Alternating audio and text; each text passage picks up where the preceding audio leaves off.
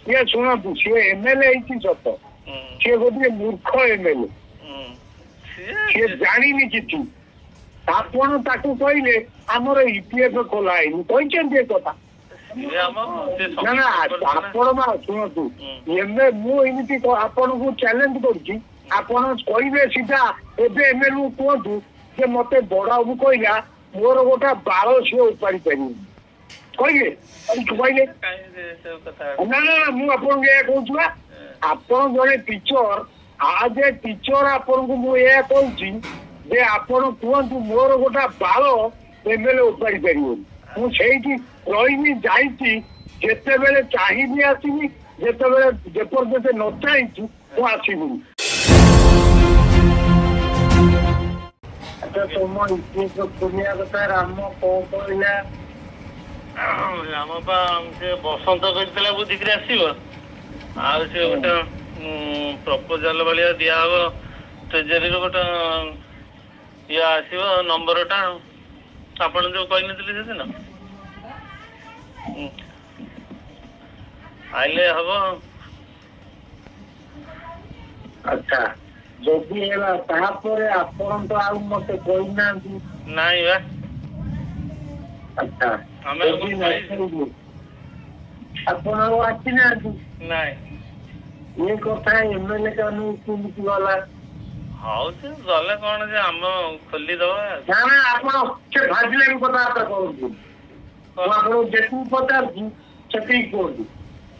ଆଉ କଣ ସେଥିରେ ଆପଣ ଆମ ବି ଆପଣ ଆସିକି ମତେ କହିଥାନ୍ତି କଣଟା ଅସୁବିଧା ହେଲା, ଆପଣ ମୋ ସାଙ୍ଗରେ କଥା ହେଇଥାନ୍ତୁ, ଆପଣଙ୍କୁ ଆମେ ମନା କରୁଥିଲୁ କି? ନାଇଁ।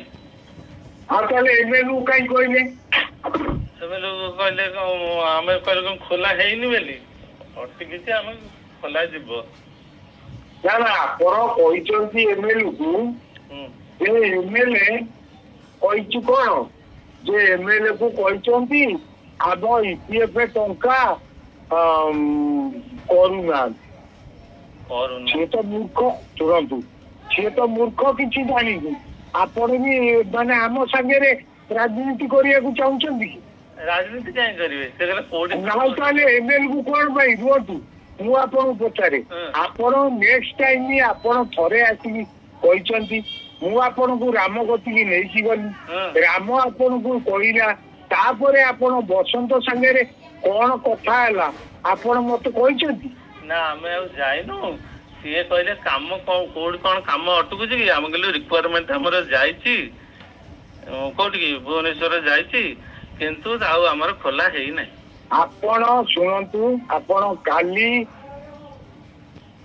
ସ୍କୁଲ ଆୱାରରେ ମୁଁ ଆପଣଙ୍କୁ କହୁଛି, କାଲି ମ୍ୟାଡାମ ଡକେଇଛନ୍ତି ଆପଣଙ୍କୁ, ଆପଣ ମାନେ ଆସିବେ, ଆସିକିରି ତାଙ୍କୁ ଫେସ୍ କରିବେ ହେଲା।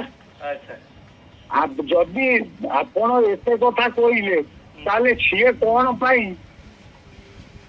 ଆମ ବିଓଙ୍କୁ ଏତେ କଥା କହିଲା? ନା ନା ତାହେଲେ ଆପଣ ଯଦି ଏମଏଲଏ କରିଦବ ତାହେଲେ ଆପଣ ଏମଏଲଏ କୁହନ୍ତୁ। ଏମଏଲଏ କଣ କରିବେ? ଆଉ ତାହେଲେ କରିବେନି ଯେ ତାକୁ କାହିଁ କହିଲେ? ନା ନା ଆପଣ ମା ଶୁଣନ୍ତୁ, ଏବେ ମୁଁ ଏମିତି ଆପଣଙ୍କୁ ଚ୍ୟାଲେଞ୍ଜ କରୁଛି, ଆପଣ କହିବେ ସିଧା ଏବେ ଏମଏଲଏ କୁହନ୍ତୁ ଯେ ମତେ ବଡ ବାବୁ କହିଲା ମୋର ଗୋଟେ ବାଳ ସିଏ ଉପାଡ଼ି ପାରିବି, କହିଲେ କହିଲେ ନା ନା ମୁଁ ଆପଣଙ୍କୁ ଏହା କହୁଛି ବା, ଆପଣ ଜଣେ ଟିଚର, ଆଜ ଏ ଟିଚର ଆପଣଙ୍କୁ ମୁଁ ଏହା କହୁଛି ଯେ ଆପଣ କୁହନ୍ତୁ ମୋର ଗୋଟେ ବାଳ ଏମଏଲଏ ଉପାଡ଼ି ପାରିବନି। ମୁଁ ସେଇଠି ରହିବି, ଯାଇଛି, ଯେତେବେଳେ ଚାହିଁବି ଆସିବି, ଯେତେବେଳେ ଯେପର୍ଯ୍ୟନ୍ତ ନ ଚାହିଁଛି ମୁଁ ଆସିବିନି। ଆପଣ ଆପଣ ରାଜନୀତି କଲେଣି, ତାହେଲେ ଆପଣ ରାଜନୀତି ଶୁଣନ୍ତୁ, ନା ନା ନା ଆପଣ ଯେତେବେଳେ ନାଇଁ ନାଇଁ ନାଇଁ ମୁଁ କହୁଛି ସେ କାହିଁକି ଏ କଥା ଏମଏଲଏ କାନକୁ ଗଲା?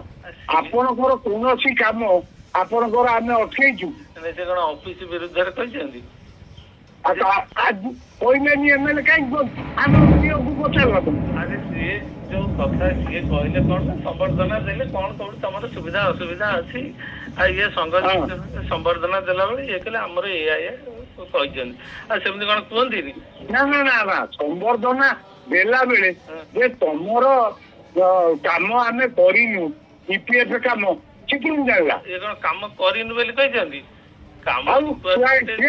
ନାଇଁ ଶୁଣନ୍ତୁ ଆପଣ କାଲି ମୁଁ ରେକର୍ଡିଂ କରିକି ରଖିଛି ଆପଣଙ୍କୁ କାଲି ଶୁଣେଇବି।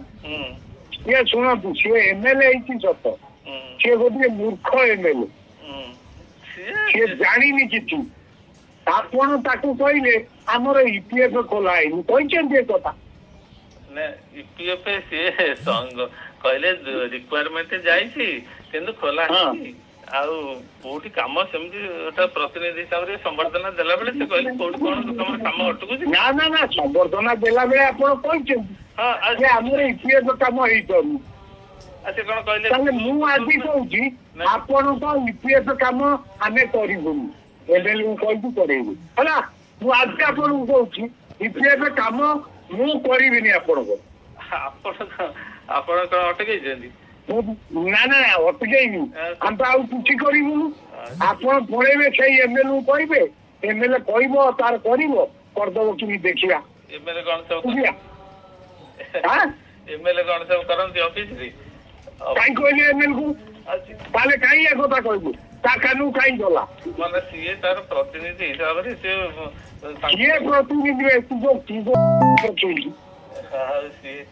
ତମେ ରାଜନୀତି କରୁଛ ତମେ ଚାକିରି କରୁଛ ସମ୍ବର୍ଦ୍ଧନା ଦେଲା ବେଳେ ତମର କାମ ଶଳା ଯଦି ନହବ ତମେ ଯିବ ପ୍ରତିନିଧି କରିବ ତମ କାମ କିଏ ଅଟକେଇଛି?